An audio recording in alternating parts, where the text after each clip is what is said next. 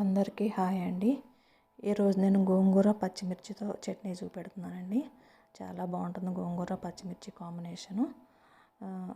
ఇందులో ఈ ఊరమిరపకాయలు వేసుకుంటాం కదండి, చల్లమిరపకాయలు అంటారు, అవి కూడా చాలా బాగుంటాయి.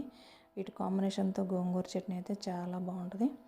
ఒకసారి ట్రై చేయండి. ఇప్పటి వరకు గోంగూర పచ్చిమిర్చి కాంబినేషన్ తెలియని వాళ్ళు ఎవరైనా ఉంటే ఒకసారి ఇలా కూడా ట్రై చేసి చూడండి. మీరు ఇలాగే చేస్తారా లేదా ఇంకో రకంగా చేస్తారో కామెంట్ చేసి చెప్పండి. చాలా బాగుంటుందండి చట్నీ అయితే మాత్రం. గోంగూరలో పచ్చిమిర్చి వేసుకుంటే కొందరు ఎండుమిర్చి ఎండు కారం కూడా వేసుకుంటూ ఉంటారు, కానీ ఈ కాంబినేషన్ బాగుంటుందండి. చూడండి, అన్నీ బాగానే ఉంటాయి, బట్ ఈ కాంబినేషన్ ఇంకొంచెం డిఫరెంట్గా ఉంటుంది. ఒకసారి ట్రై చేయకపోతే ట్రై చేయండి.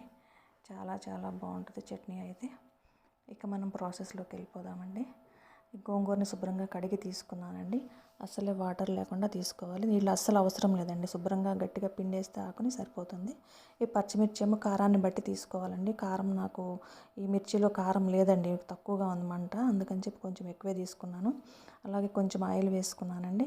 ఇక దాంతోపాటు వెంటనే గోంగూర కూడా వేసేసుకున్నానండి. అవసరం ఏం లేదు. గోంగూర పచ్చిమిర్చి ముందుగా వేగాల్సిన అవసరం లేదండి. గోంగూర పచ్చిమిర్చి కలిపి రెండు ఉడికించుకోవడమే అండి, వేయించుకోవడం కూడా కాదు, ఉడికించుకోవడమేను.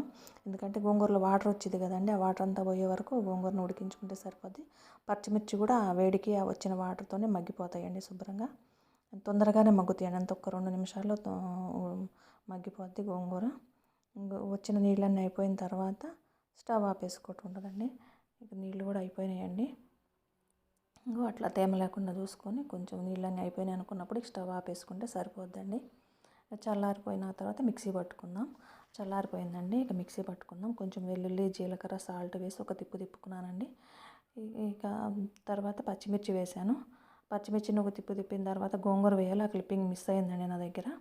అంతే, గోంగూరని ఎక్కువసేపు అయితే వద్దండి, జస్ట్ ఫ్యూ సెకండ్స్. ఇక పోపు పెట్టుకొని ఆవాలు జీలకర్ర, కొంచెం జీలకర్ర మెంతుల పొడి, కొంచెం అల్లం వెల్లుల్లి పేస్ట్ కూడా వేసుకున్నాను. అది వేగిన తర్వాత ఈ ఊరమిరపకాయలు అవన్నీ వేసి వేయించుకుంటున్నాను. తర్వాత కొంచెం కరివేపాకు వేసుకున్నాను. కొత్తిమీర మర్చిపోయానండి, ఫ్రిడ్జ్లో తీసుకురావడానికి వెళ్తున్నాను. అలాగే కొత్తిమీర కూడా వేసుకున్నానండి శుభ్రంగా కడిగి. అది కూడా వేగిన తర్వాతనే చట్నీ వేసుకున్నాను. మళ్ళీ కొత్తిమీర చివరిలో పచ్చిది వేసాం అనుకోండి, అది వేగకపోతే మళ్ళీ గోంగూర చట్నీ బూజు వచ్చే అవకాశం ఉంటుంది. ఇదైతే మనకు వారం 10 రోజుల్లోనూ అస్సలు పాడవదండి. చట్నీ చాలా చాలా కమ్మగా ఉంటుంది. ఇంకా రోజు రోజుకి టేస్ట్ పెరుగుతూ ఉంటుంది తప్పితే తగ్గదు. చాలా బాగుంటుంది. కొంచెం ఒక 5 నిమిషాలు పోపులో వేయించుకుంటే చట్నీ నిల్వ ఉంటుందండి, 10 రోజులు కూడా పాడవకుండా ఉంటుంది. హ్యాపీగా తినొచ్చు. Thank you for watching my video. Like చేయండి, షేర్ చేయండి, కామెంట్ చేయండి, సబ్స్క్రైబ్ చేయండి. థ్యాంక్ యూ అండి. Thank you so